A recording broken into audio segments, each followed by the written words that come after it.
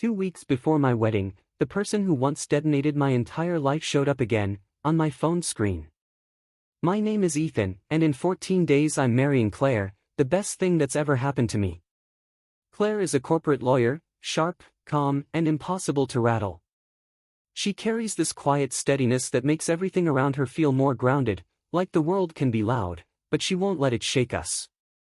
After what happened years ago, I genuinely didn't believe I'd ever find someone like her, let alone build something real again. And then, 3 days ago, I got a text from a number I hadn't seen in 6 years. The name that flashed on my screen made my chest go tight: Samantha, my ex-fiancée. The message was short. Ethan, I need to see you one last time.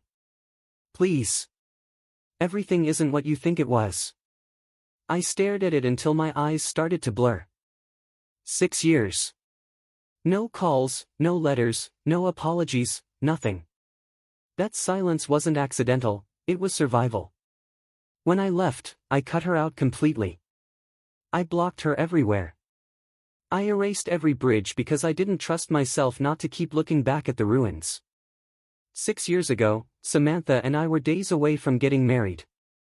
Everything was ready, venue booked, family flights scheduled, suit pressed, her dress hanging like a promise. We'd been together 4 years. I thought I knew her the way you think you know someone when you've built a life around them. The night before the wedding, I realized I'd forgotten to pick up a backup ring. I was staying at a hotel with my groomsmen, but the ring was back at the apartment Samantha and I shared. It was late, but it felt harmless: grab it, go back, sleep, wake up, get married. I let myself in around 10. Lights were on.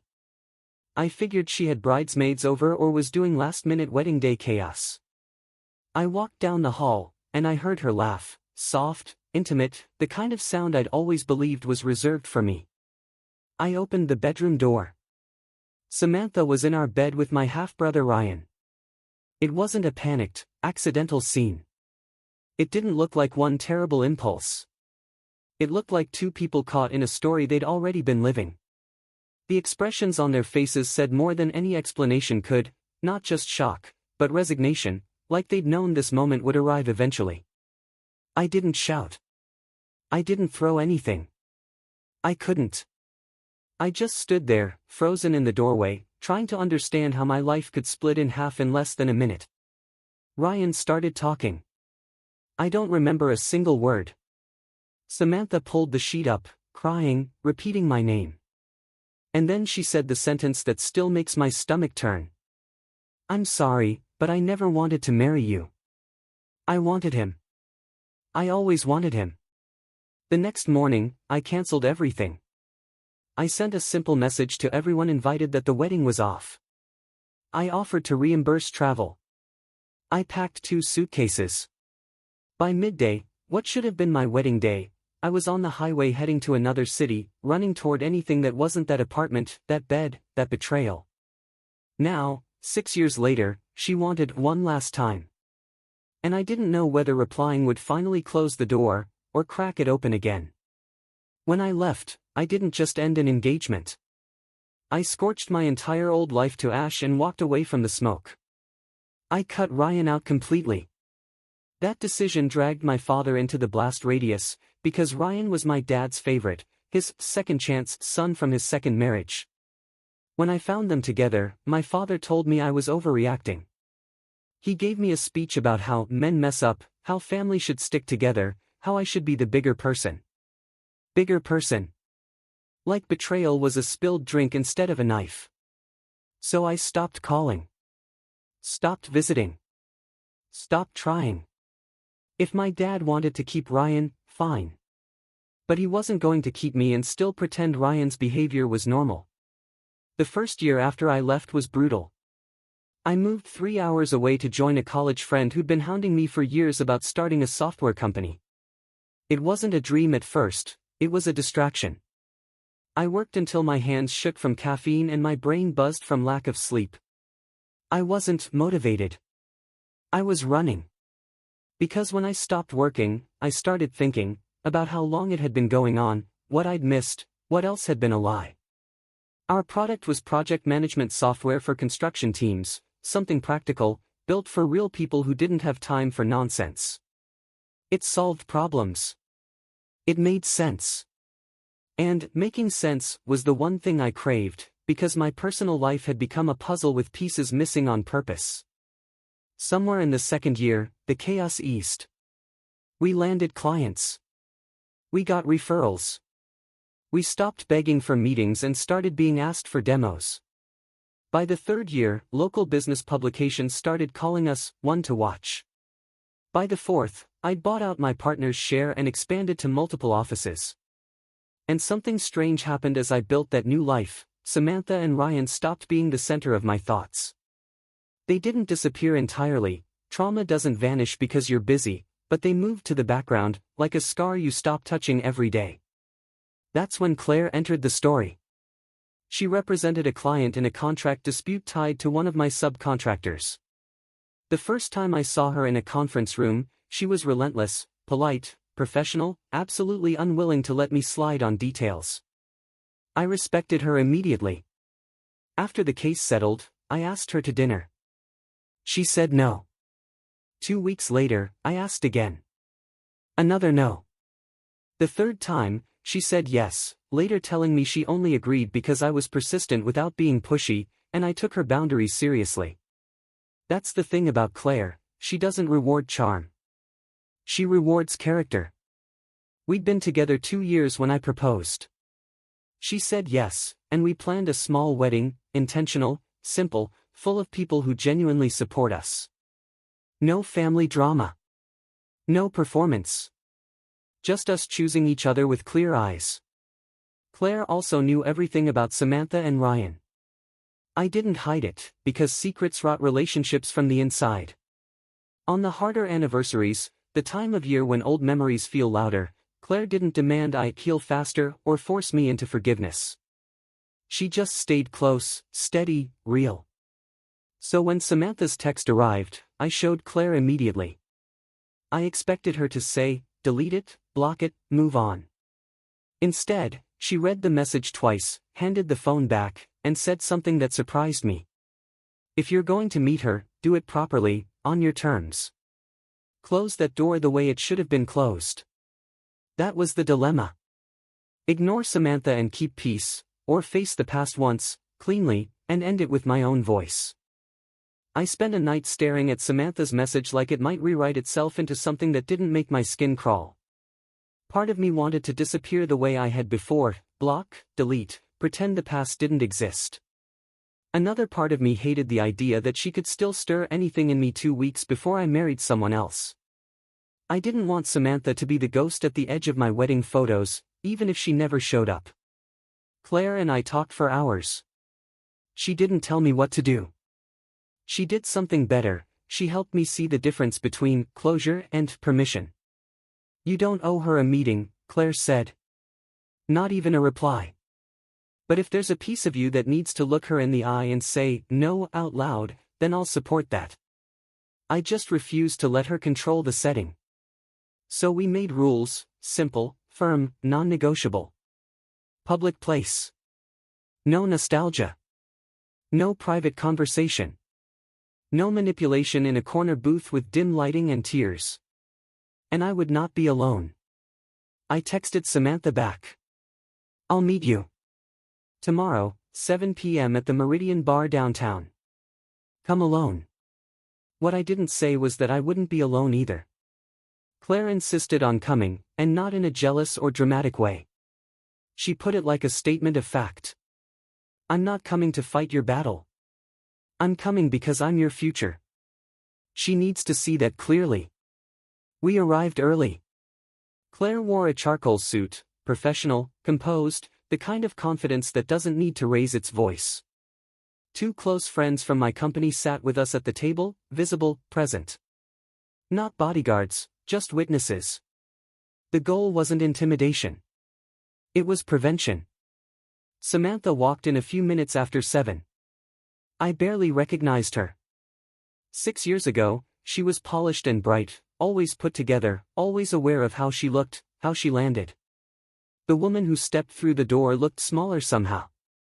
Tired. Like life had pressed on her for a long time. Her clothes were nice but not flashy. No ring. No glow. Her eyes were the most striking part, anxious, hollow, desperate. She saw me, then saw Claire, then saw my friends, and her face tightened. "I didn't realize you'd bring people," she said, clutching her purse. "You said you needed to talk," I replied. "So talk." "This is Claire, my fiancée." Claire nodded once. Calm, controlled. No extended hand, no warmth, no hostility either. Just a boundary drawn in the air. Samantha asked if we could speak privately. I told her no. Not harshly, just clearly. "Whatever you have to say, you can say here."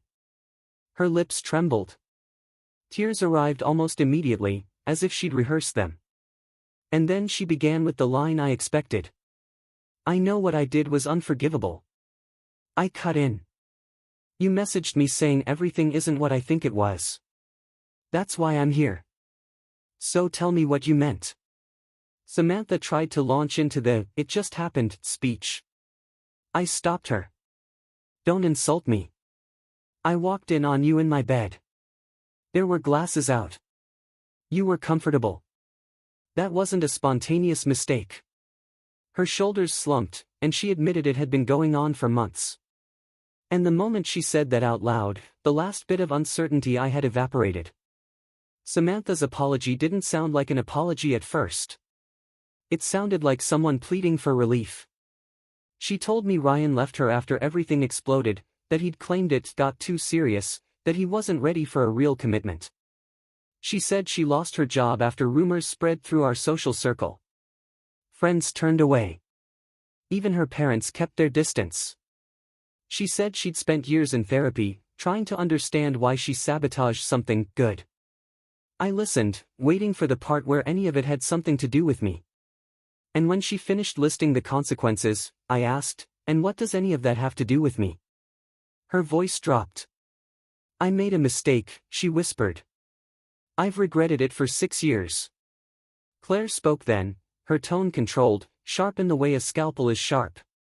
"Regretted it because you hurt him?" Claire asked, "or regretted it because your life got worse afterward?" Samantha's eyes flashed with resentment, like she wanted Claire to be the villain in the room. But Claire wasn't attacking her. She was naming the truth. Samantha insisted she just wanted closure. Claire leaned forward slightly. "No. You want absolution. There's a difference." The word landed hard. Claire continued, steady and calm, "You want Ethan to tell you you're not a bad person. That everyone makes mistakes. That you've suffered enough. But he isn't your therapist. And he isn't responsible for easing your guilt." Samantha looked at me, begging. And I realized something uncomfortable. I didn't hate her. I didn't even feel anger the way I used to. I felt distance. Like she was someone from a story I'd finished reading years ago. I told her the truth. "You want me to say something that makes you feel better," I said. "But I can't. What you did changed the trajectory of my entire life. I left everything. I rebuilt from nothing." Samantha's face crumpled. "So you're glad it happened?" I shook my head. "No. I'm saying I moved on." I looked at her and forced myself not to soften it. "I don't think about you anymore," I said. "I don't wonder, what if? I don't carry you around in my head. You're nothing to me now. Not because I'm trying to be cruel. Because it's true." That was the moment she really broke, not the kind of sobbing that asks for forgiveness, but the kind that comes when a person realizes they can't rewrite history and they can't regain control over someone who has left them behind. I stood up. "Thank you for coming," I said. "I mean that. I think I needed to see you to understand how over this I actually am. But this is goodbye. For real." Claire stood beside me and delivered the final boundary like a legal statement. "Do not contact Ethan again," she said. "Not for apologies. Not for closure. Not for anything. We're getting married in 10 days, and you will not be part of our lives in any capacity. Are we clear? Samantha nodded, tears running down her face. We walked out and left her there. In the car, there wasn't any triumphant feeling. No revenge. No satisfaction. Just a quiet sense that something had finally been sealed properly. At home, Claire poured 2 drinks and we sat on the couch. She asked me how I felt. Lighter, I admitted. Like I set down something I didn't realize I was still carrying. Claire kissed my forehead and said, "Good. Now let's get married and never think about her again." For a few hours, I believed that was the end. Then my phone buzzed with a text from an unknown number. It was Ryan. "I heard you met with Samantha. We should talk too. I need to explain." I blocked the number immediately. One Samantha was enough. I had no interest in whatever story Ryan wanted to sell. I thought Samantha's meeting was the closing scene. Instead, it triggered a final wave of people trying to force their way back into my life before the wedding.